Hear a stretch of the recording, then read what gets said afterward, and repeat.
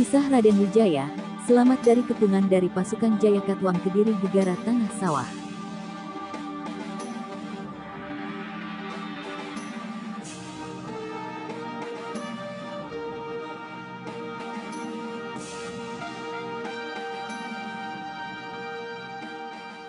Kisah Raden Wijaya selamat dari kepungan pasukan Jayakatwang Kediri menarik diketahui.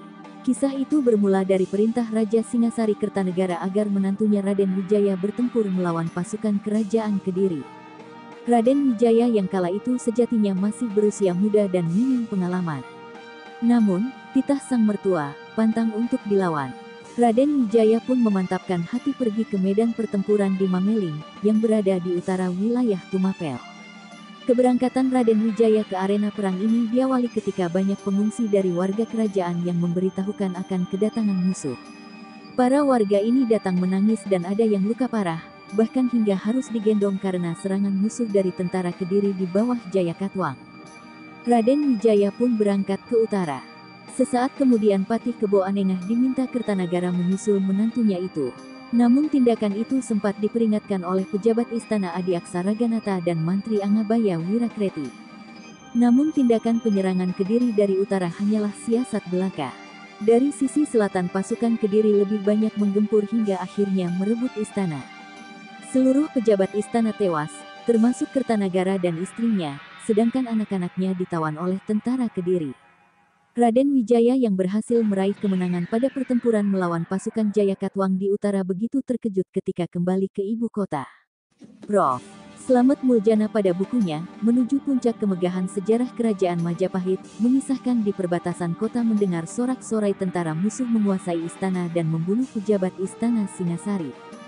Tentara di bawah komando Raden Wijaya dan Kebo Anengah ini sempat menyerbu dan mengadakan perlawanan. Tetapi akhirnya terpaksa mundur karena kalah jumlah pasukan dengan Kediri. Bahkan Raden Wijaya justru dikejar-kejar oleh Patih Daha Kebo Mundarang. Tentara Singasari yang tersisa pun terpukul mundur. Raden Wijaya dengan pengikutnya, yakni Lembu Sores, Gajah Pagon, Medang Dangdi, Malusa Wagal, Nambi, Banyak Kapuk, Kebo Kapetengan, Wirota Wiragati dan Pamandana lari melintasi sawah yang baru terbajak, dikepung tentara musuh. Ketika hampir tertangkap oleh Patih Kediri, Kebo Mundarang, Raden Wijaya menendang tanah bajakan. Tanah itu pun terlempar jatuh di atas dada dan dahi sang patih hingga membuat penglihatannya terhalang. Momen itulah yang dimanfaatkan oleh Raden Wijaya dan pengikutnya lari dari kejaran tentara musuh. Raden Wijaya pun yang telah berhadap-hadapan dengan pasukan lawan pun selamat. Setelah sekadar beristirahat, ia lalu berganti pakaian. Sementara itu ia membagi-bagi cawat geringsing kepada para pengikutnya. Bangkitlah semangat baru untuk melanjutkan perjuangannya. Mereka percaya bahwa mereka akan menang. Demikianlah pada sore harinya, ketika tentara musuh sedang bersukaria pesta di Pura Singasari, mereka dikepung dan diserang oleh tentara Singasari di bawah pimpinan Raden Wijaya. Dari kedua belah pihak banyak yang gugur. Dua putri Kertanagara yakni Tribhuwana Wijaya Tunggadewi dan Gayatri tertangkap oleh musuh dan dibawa ke Kediri. Pasukan sisa Singasari di bawah Raden Wijaya pun akhirnya memutuskan untuk keluar kota demi menghindari kejaran musuh kembali.